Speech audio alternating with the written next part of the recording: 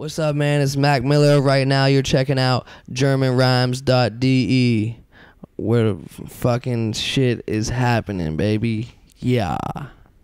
Ja, hi, hier ist Tom von GermanRhymes.de. Heute sitze ich hier mit dem Newcomer und Young Talent, Mac Miller. How you doing, my man? Fantastic. Fantastic. You're kind of tired a little bit because like you had the show last night and probably a long bus ride. So how's the tour going so far? It's going, man. It's shocking me every day. You know, it's blowing my mind. I didn't know that my following out here was this crazy. You know, the fans out here are awesome. They go nuts. They've been like mosh pitting every night and jumping around, crazy energy and sleeping outside my bus, all types of crazy stuff like that, man. It's been awesome. So any crazy tour stories so far? We had this one chick that Where's the chick? she got to, we did 2 shows in Paris, and she came to both of them, got to the venue at like 9 in the morning and waited out by the front door all day, both days, so she could get front row in the center. That was pretty crazy. So yeah, you got her number? No, we just took a picture, signed some stuff for her, and it's all friend type stuff. You know, I'm not into all that stuff, man. I got a girl. Okay, good to know. Shout out to the girl. So we could say you're pretty young. There are a lot of older rappers out there, which basically paved the way to rap scene worldwide. But how do you see yourself in the rap scene today? I don't know. I think that it's the whole like idea of, you know, I don't really know where I fit in anywhere. You know, I'm just kind of me, and I make music and live in my own world, and I don't compete with anybody. I don't, you know, I just do my thing with my homies, and we see it as just our life and our way of making music and our way of being out here. I don't really see it as me being a part of you know, a necessary scene, this scene, that scene. You know, wherever people put me in, they can put me in. Whatever you want to call me, you can call me that. But to me, it's just having fun making music every day. Mm-hmm. So there are like a lot of younger rappers who don't know like the history basically of rap. They don't know about Rakim, they don't know about other greats. You mentioned influence Big Al. How important is he to you? Very important, man. I mean, just as a MC, you know, just that part of me. You know, there's different parts of me, and a true MC is one of those parts. And just like the craft of rhyme and the art of rhyme is something that people can learn a lot from with Big L. You know, he's one of the best that ever did it, and that's just someone who really kind of inspired me to become like an MC, you know, because I always wanted to make music. I always made music, but Big L was someone who inspired me, and still to this day inspires me to always be an MC as part of what you do. So are there any other like second guys you want to mention or shout out? Oh yeah, man. I mean, it's, you know, in hip hop, you know, people like Outkast, Tribe Called Quest, De La Soul, and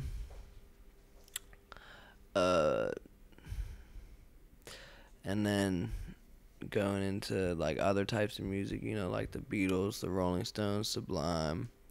What else were we listening to? Ludacris. Just because I gotta say Luda, just because I will say for real that when I was a kid on TV, when the Saturday video came on TV, I was like, I gotta be that dude. I was like, I gotta be on MTV. I gotta be a rapper. That is the ill shit. Yeah, speaking of those days, I saw videos or like little clips from you like rapping when you were like really young. Where does this come from, or who published this? Did you do this yourself, or I saw it in the DJ Semtek's interview because like he posted it. When I was young, my mom had one of the little cameras, and she used to just videotape me, and I was always putting on little shows for the camera. And yeah, man, I had the ill rhymes back then. So does she still do that today? She doesn't. We have other people that videotape me now. She doesn't have to carry that burden. Okay. So your new album's coming in this fall, I guess, or is there any pushback yet? Or what's the news on that? No, the album, if I felt that we should drop the album after this interview, we could drop it. It's not anything like that. I'm just waiting to release a date to get everything together. But definitely this fall, definitely within the next couple months. It's just kind of whatever we feel like doing. So when the time is right, the time is right. Okay, so what's the album gonna be like? Because you dropped already a couple mixtapes which were album-like, but not really an album. But where do you draw the line between those? I don't know. You know, I think maybe just like how much thought goes into the album is what sets it apart. But I don't want to like be a different person on my album than I am on my previous projects, you know. It's just about the growing individual. But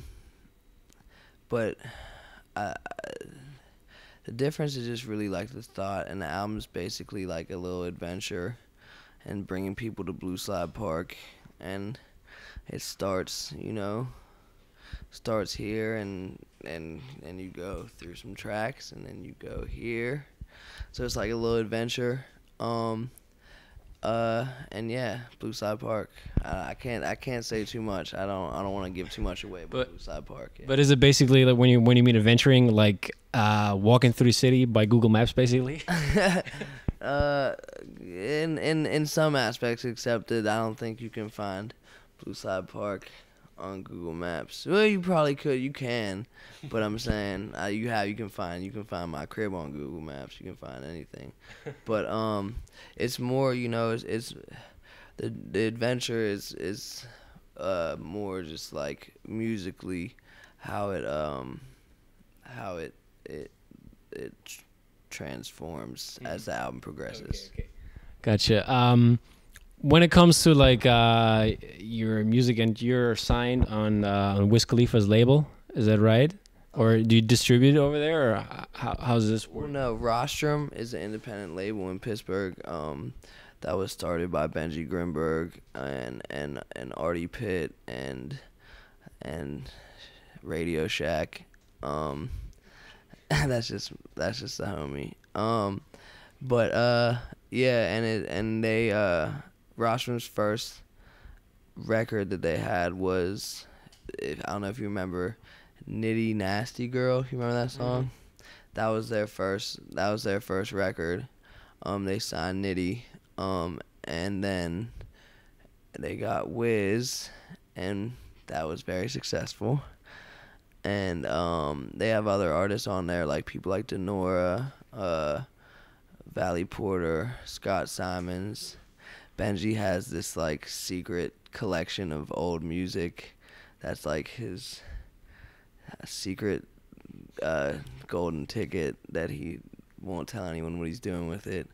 And then there's me, and we're just like to make music, and it's like a very it doesn't really feel like a label. It just feels like some people that want to help you get your music out.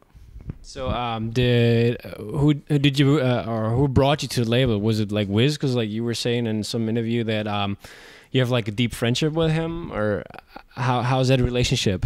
No, yeah. I mean, as far as being on a label, that had nothing to do with Wiz. Wiz is just my homie, and that would be wherever I was at. If I was signed to some major label, if I was signed to some major label, if I was, you know, somewhere else, that's still the homie regardless. But how the situation with Rostrum came about is when I was 15, in Pittsburgh and trying to, make it, Rostrum is a label that you saw from Pittsburgh really doing things, and that's who I always wanted to be a part of, is that team. And then when I came, when I was about to drop Kids, I'd already had a very close friendship with the people over there, and kind of just told them that there were people that approaching me to try and sign me, but I would much rather be with Rostrum, and they agreed that would be the right move. So we decided to work out a little deal, and so now I'm Rostrum on Rostrum, yeah. Okay, so there's a label, and you have a lot of expectations to the new album because you already had a single out there which was in the Billboard charts. Are there any expectations on the new album? I mean, I don't really like expectations. I mean, I understand that people have them, and whether they're good expectations or bad expectations, I don't think they really they don't matter to me, what people expect, because I think that kind of sometimes ruins taking things for what they are. When you expect something to be this, like for instance, here's water. Now, when I open this bottle, I expect this to be water and to hydrate me. However, what if it was vodka instead? When I took a sip, I would be pissed because I was like, damn, I sipped this thinking it was going to be water and it's vodka. On the other hand, vodka isn't a bad thing. I just expected water. If I didn't have any expectations of it, whatever the substance in that water bottle was, I would enjoy. So to me, drop expectations and just take things right when they come and just see what they are. That's good to hear. So let's change the topic to sports real quick. Because this weekend was like a bad weekend for the Steelers. What happened to the defense, man? I don't know, man. Couldn't find where to watch the game. I was pissed. We were on the bus and I didn't know what to do. We had to go to ESPN.com to get updates and shit. I don't even know what happened yet. All I know is I don't want to know what happened because it was not pretty, but it's fine. I'm not worried. Steelers are still going to win the Super Bowl, obviously. I don't, you know what I'm saying? That's just one game, and it's the first game of the season, and they're getting their shit back together, and it's cool. And I'm not in Pittsburgh, and that's probably something. They probably needed me to give the halftime speech like usual that I've been doing. But yeah, so they'll be fine. Don't worry. Good. So you go often to the games, or? I wish I watch every game on TV. I've only been to a few games in my life. When I was younger, I played on this football team, and high school football team, or? It was I was in middle school at the time. Oh, okay. And it was this team that was just kind of like it wasn't one school. It was like if you lived in the region, you could play. So it's like here in Germany, it's kind of like that. Oh, that's how it works? Clubs, Yeah, so it was East End. So anyone in the East End of Pittsburgh, which is a whole bunch of different places, could play on the team as long as you went to a Catholic school, which I went to a Catholic school for a few years, which was the shit. But one of the kids on the team was Dan Rooney, and his dad owns the Steelers, so we got to play at halftime during a Steeler game. How sweet is that? It was awesome, and I remember this. What happened was when we were playing the Titans, and we were standing on the field as the second quarter was about to end, waiting to go on, and this dude, what was his name? He used to play for the Steelers. What was his name, Dave? Cornerback, something Washington. Dwayne Washington was Dwayne Washington got an interception. He played for the Titans when we were there. He got an interception, right? And he runs in for a touchdown, and they say something like the ref calls it off and brings it back, and this is after he like spiked the ball over near us, and one of the kids on the team picked up the ball and was like, "Oh, the NFL ball, I got a ball." And after they called it back, he came up to the dude on my team and was like, "Give me that ball back! That's my ball!" And I was like, and he just looked at him like he like shit his pants. Oh my God, that's a great. I forgot about that. Yeah, but I got to play halftime in the Steeler game. That was awesome. Okay, so how was your high school career? Did you play any there, or did you stop playing and started rapping? Well, when I was 8th grade, I was the captain, one of the captains of the team. And I actually tore like some muscles in my knee, so I never played after that. But yeah, in high school, I just stopped focusing on sports and started focusing on rapping. And I think it worked out better than football would have. Yes, it did.